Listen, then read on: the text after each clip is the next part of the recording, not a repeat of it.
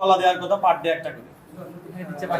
এটা হলো 5 টাকা দামের কলা, চিনি চাম্পা কলা, মালভোগ কলা দেওয়া। মাপেন প্লেটের ওজনটা আগে বাদ দেন। প্লেটের ওজন আরেকটা প্লেট নিয়ে আসেন, আরেকটা প্লেট নিয়ে আসেন, আরেকটা প্লেট। কলা আছে না সুদ কলা 25 60 গ্রাম পার হবে।